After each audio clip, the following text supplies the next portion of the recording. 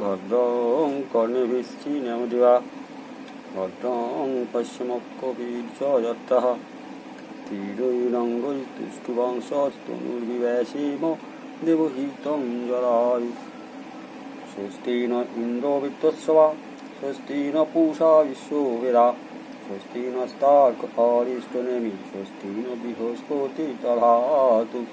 ওম শান্তি শান্তি শান্তি। প্রিয় সত্যিও জয় জগন্নাথ ইউটিউব চ্যানেলে আপনাকে স্বাগত। এখন আমরা কেনোপনিষদের প্রথম অধ্যায় তৃতীয় ও চতুর্থ শ্লোক পাঠ করব, সাথে তার বাংলা অর্থ বোঝার চেষ্টা করব। ওম পূর্ণমাদাঃ পূর্ণমিদং পূর্ণাৎ পূর্ণমুদচ্যতে পূর্ণস্য পূর্ণমাদায় পূর্ণমেবাবশিষ্যতে। ওম শান্তি শান্তি শান্তি। পাঠ।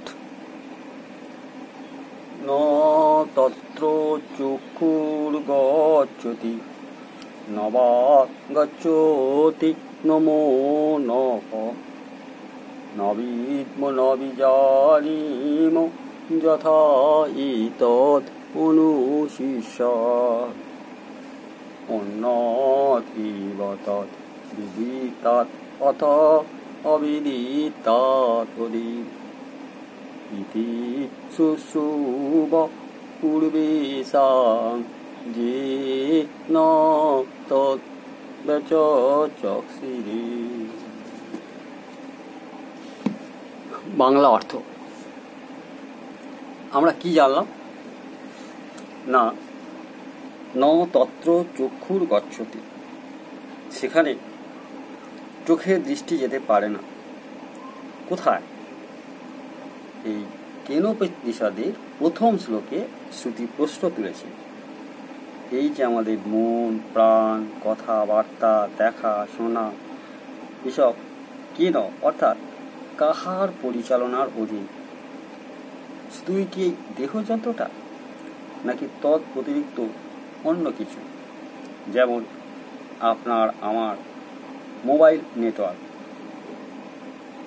তা কি সবটাই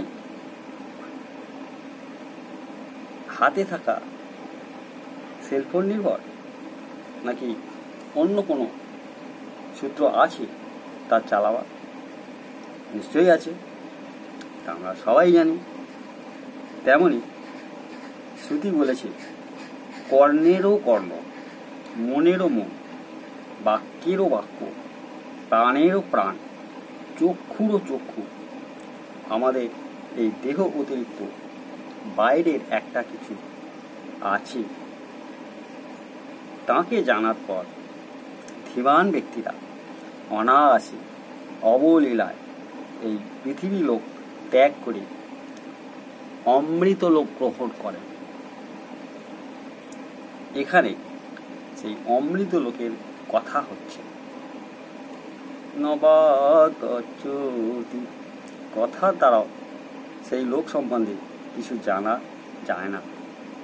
নমো নঃ, প্রাকৃত মনও সেখানে পৌঁছতে পারেন। তা যে কি ও কেমন তা আমরা জানি না। ন বিদ্ম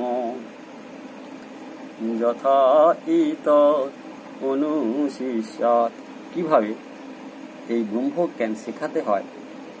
ন বিজানীম, তাও আমরা জানি না।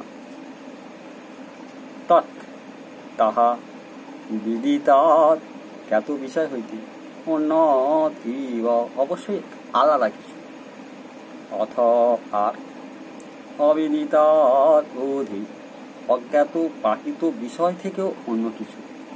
ইতি, এমনটি পূর্বেষাং, পূর্ব আচার্যগণের কাছ থেকে শুশ্রুমঃ, আমরা শুনেছি, যে যাহারা ন আমাদেরকে তৎ ব্যচক্ষিরে, উক্ত ব্রহ্ম বিষয় ব্যাখ্যা করেছিলেন।